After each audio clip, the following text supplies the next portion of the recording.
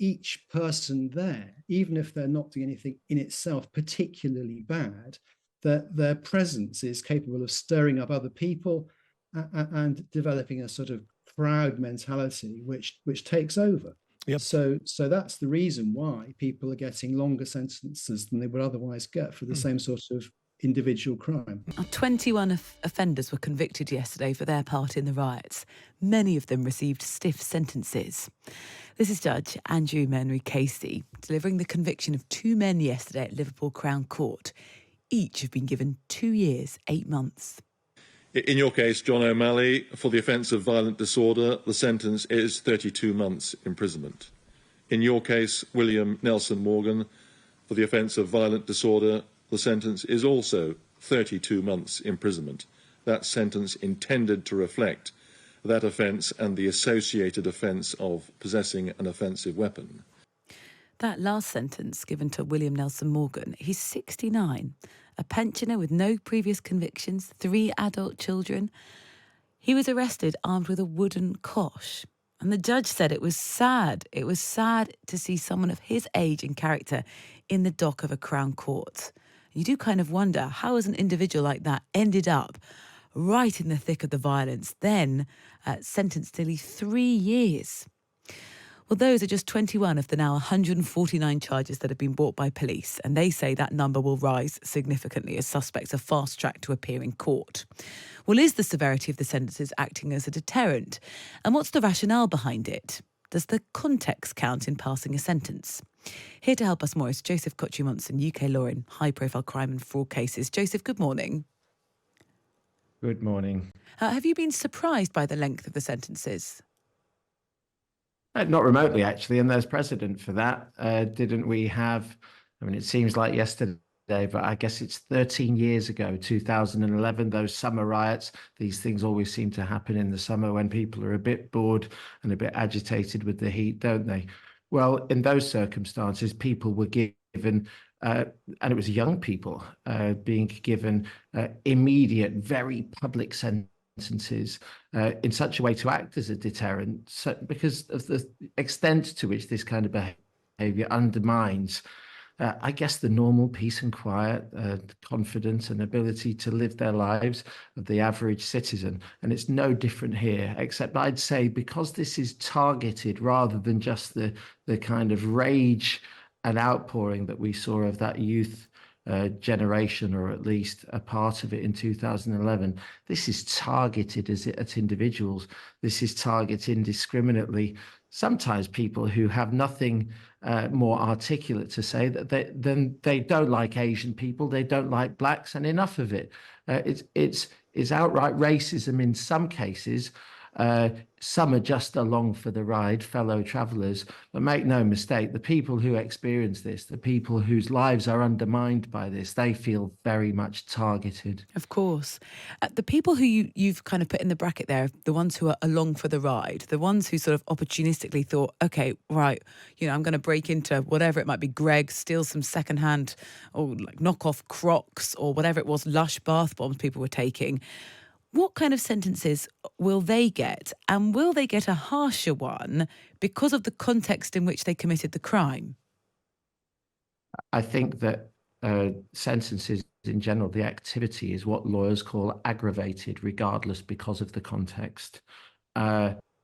These are sickening crimes for a number of reasons, even if it's more than just indiscriminate football hooliganism, although a lot of the same people are involved. You'll notice it from the kind of general appearance, the swastika tattoos, all of that kind of stuff. These are extreme thugs for the most part. Yeah, to be careful not to brand all people who go to football matches in the same category, but I understand the point you're making. No, definitely not. And as a Manchester City fan, I'm the first to suggest that most of us, the vast majority, behave very well indeed. But yeah, I mean, And there's an argument, actually, that with regard to football hooliganism, they're not really football fans anyway. They don't go and watch the game half the time. They're competing with other firms for rights over fights. It's a different pursuit. I think we can say that, and happy to correct. But yeah, context is very important. And there are those two elements. There's the kind of opportunists who do looting,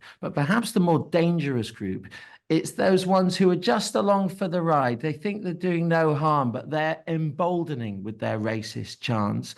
They're encouraging. And it's a key element of mob violence that if you don't have those people, you don't usually have the individuals who then break through that to the point where they're committing specific offences.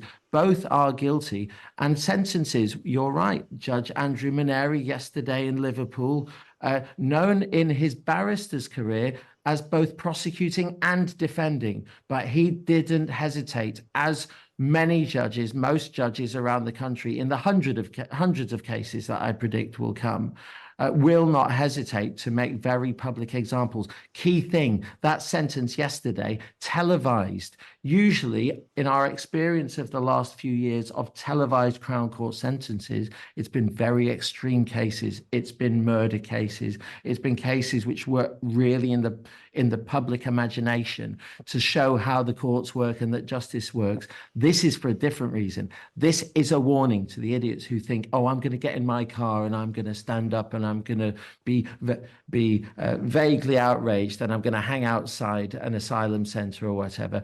Stay in your car, stay at home, because you will find yourself, if your behavior falls below a certain level, even if you're not directly involved in throwing missiles, if your behavior encourages it, you might find yourself behind bars after a weekend's what you thought was excitement come Monday morning. Yeah, and it's the speed of it that's been quite remarkable. I mean, maybe you take part in violence on Saturday night, you're arrested maybe the next morning, maybe the day after, and a week later you find yourself facing 2 years, 8 months as a sentence.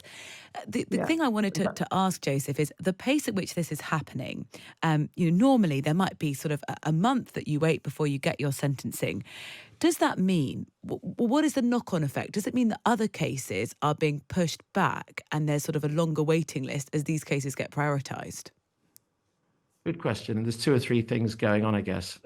First of all, not all of these cases will be dealt with within that period of time. If somebody's a youth offender, for example, they'll probably be getting a pre-sentence report first. That will take a few weeks. So that kind of normal schedule can exist. And sometimes people do get sentenced on the Saturday morning even, or the Monday for the pub fight on a Friday. So that's kind of not completely unprecedented.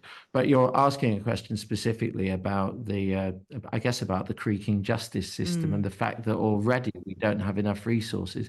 Yeah, it's a scandal, isn't it? Because in 2011, I was a practicing solicitor then, and we were asking ourselves as a profession, how is it we can be expected then, with all the burdens we have, the extent to which we're really grotesquely underpaid for the work that we do, often in unsociable hours. How can we be expected once again to take up the slack when society has problems? We're expected to help clean up. Same goes for the police, same goes for court staff and all of that. Well, somehow through goodwill and through effort, because it's a sense of public duty, which a lot of people don't recognise, especially defence solicitors have running through their veins. Well, we just get it done.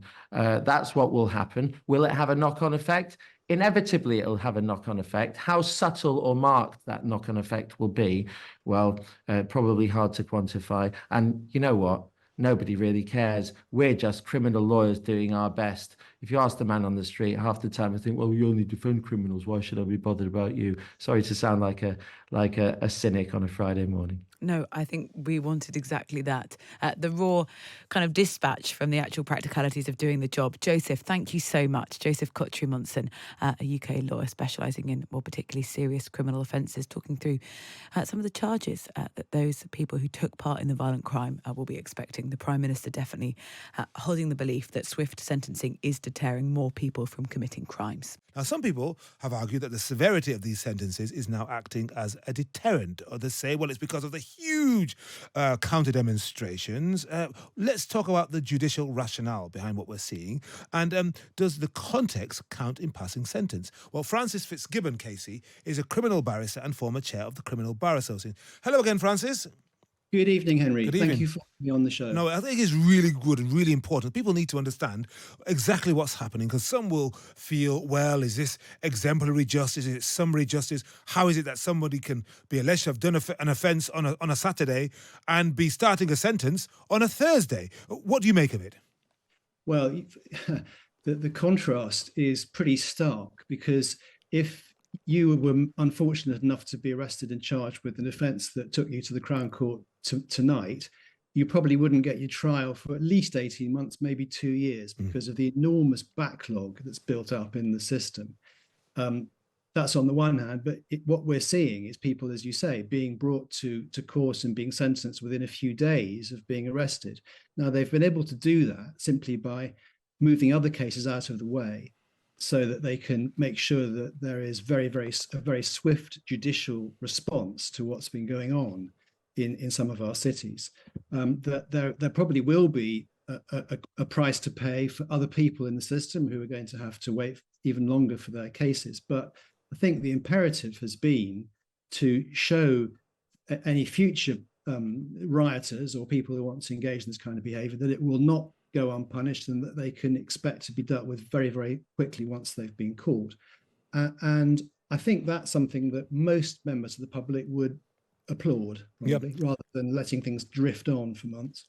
In order for somebody to be turned around, processed by the system so quickly, usually they've admitted their guilt. They've pleaded guilty when seeing the mountain of evidence from CCTV, body-worn camera phones, etc. Is that a good thing? How good is that for the system? Swift arrest, swift processing, and then swift sentence? Or can we sometimes make mistakes because we're desperate to show people this? You cannot behave like this. Well, I think, as far as I know, all the people who've been sentenced so far have pleaded guilty at the first opportunity. And in fact, the judge today sentencing those men in Liverpool commented that they had pleaded guilty at the beginning, and therefore he gave them the standard amount of credit, a third off what they would otherwise have got if they had fought their cases. But those that are contesting the cases, well, they'll have to go in the queue, and I don't know how quickly they'll be able to be dealt with. But the ones that they're pushing through fast are the ones who've pleaded guilty. And Sorry, I was going to say, and is there an extra tariff for people who commit these actions during what is perceived to be a riot? I'm just thinking about what happened in 2011 in the wake of the Tottenham riots, and then that spread around the country following the police killing of Mark Duggan. There were exemplary sentences for looting and criminal damage and behaviour. I expect we'll probably see the same again, won't we? Yes, that's right. And in fact, the Court of Appeal spoke very firmly in cases at that time. And what they've said and what's been carried out now is that the judges look at the individual offence, which might in other circumstances not be particularly bad, like, I don't know, getting into a fight or stealing something from a shop. But because it happens in the context of massive amounts of public disorder, that really aggravates the seriousness of the particular offence. They're not looked at in isolation. They're said to contribute to the public's fear, the widespread fear of these disturbances. An individual's presence makes up the numbers. The weight of numbers is a factor that causes fear and dislocation. And each person there, even if they're not doing anything in itself particularly bad, that their presence is capable of stirring up other people and developing a sort of crowd mentality, which takes over. Yep. So that's the reason why people are getting longer sentences than they would otherwise get for the same sort of individual crime. Yeah. And finally, Francis, a quick query here. One of our listeners, rather sarcastically, has said that a woman has been charged with gossiping. I'm not easily shocked, but that is something of a surprise and a relief as gossip spread naughtiness. The Hilda Ogden of the underworld has finally been tracked down by the boys in blue. Phew. I think you'll know about the case that I'm talking about, a woman who's in her mid-50s, is alleged, who has apparently, and it was reported in the Times a few days ago, I suppose retweeted something, an allegation that the person who killed or allegedly killed the 3 girls in Southport was from the Middle East and had come across in a boat. And she's now had a collar felt by the police. And some people say, well, you're now cracking down on gossip or retweeting, or could be malicious, but it's not really criminal. It's just people saying something online. Well, we do have a law that penalizes what's called malicious communications. So certainly there's a trade-off between people's right to express their opinions and people saying things that are capable of inciting racial hatred or violence or crimes of that sort. And I can't say which side of the line this particular case falls on, but you can't say anything you like. It's like saying it's the old thing of being in a full theatre and crying fire. You can't say that that's an expression, that's a good use of free speech. Yeah. But Francis, there is a price to pay. Francis, thank you very much indeed for your learned opinion on that and other matters. Thank you very much indeed for joining us. That's Francis Fitzgibbon, KC, former chair of the Criminal Bar Association.